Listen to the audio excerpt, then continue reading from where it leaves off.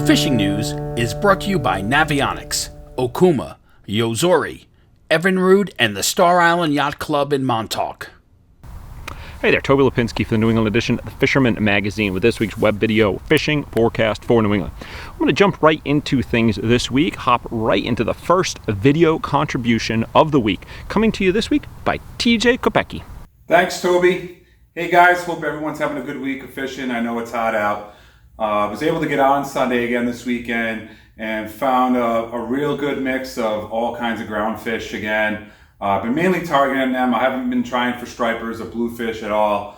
I did get underneath the Mount Hope Bridge and there was a ton of bait everywhere. There's a lot of turns hitting the water. All a good sign of probably better things to come, waiting for maybe some bonito or some false albacore to get in here soon to stop feeding on that bait also. But I did really well with fluke. The sea bass was stacked up on the pylons of the bridge, of the Mount Hope Bridge that is, where I fished the whole time. I fished underneath it. I took a couple of different drifts from different angles just to find the fish, and I saw them on my sounder. They were definitely stacked up. You could probably see them about 2-3 feet high. And as soon as you drop the bait down in there, it was gorging. They were just attacking it. So we're able to actually get two 17-inch sea bass, two high 20 fluke, and a bunch of scup, but the scup size wasn't quite what we were getting last weekend in the 17-inch range, I'll tell you that. We were just mainly getting the 10 and 12-inch fish, but all in all, the fishing is really good, and I know with all this bait around, it's just going to bring some really, really better conditions for everybody. So that's your report from the Mount Hope Bay and Narragansett Bay Upper. Tight lines, everybody. Excellent. Thanks a lot, TJ.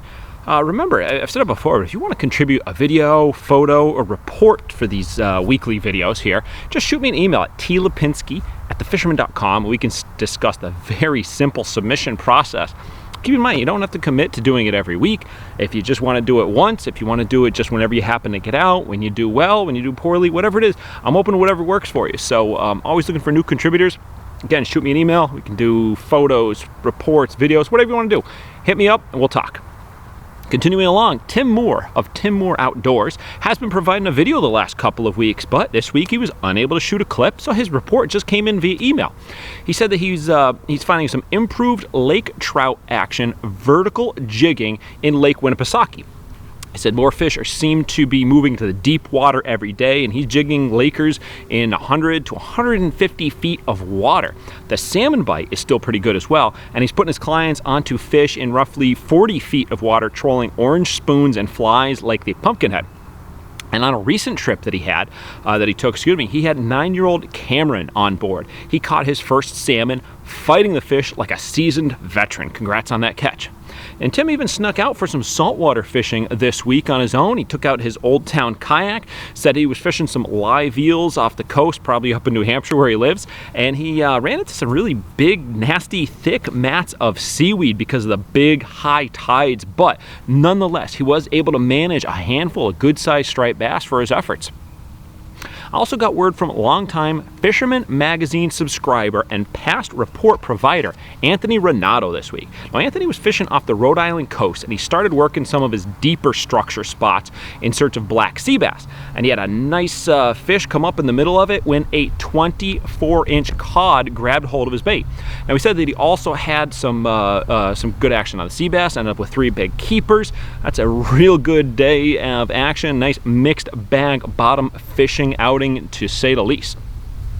And then let's see, keeping with the sea bass, Captain Jason Colby, Little Sisters, has made his annual transition a little bit earlier this year than normal, but nonetheless, he's down in Westport, moved over from his usual waters in Quincy, and he is already doing really well on the inshore grounds. Now, keep in mind that Jason not only runs private charters, he also does a lot of open boat trips. A couple days a week, he's running these open boat trips, so you can get in touch with him right now at fishinglsister@aol.com or at 617-755-3740 to get on his mailing list and to see what he's got for openings right now. I also heard from another Fisherman magazine subscriber this week, Mark Alamina, as he's been targeting fluke down in the western Long Island Sound in the waters off of Stamford. And he said he had a really good trip recently, catching fluke of 22, 23, 25, and 26 inches while drifting white bucktail jigs, and he was tipping them both at different times with gulp as well as squid strips. Both produced really well. He was saying that bigger fish have been tough to find lately, but apparently his hard work is paying off, and he found a pile of them on that outing. Congrats.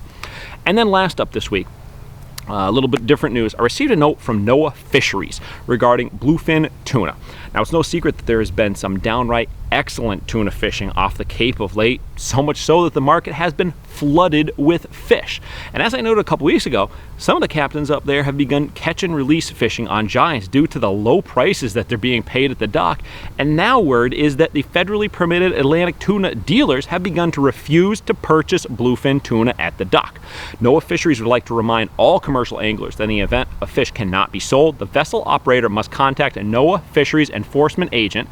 Contact them phone number 978-281-9213 immediately upon landing the tuna, and if requested, you got to make that fish available to enforcement for tagging.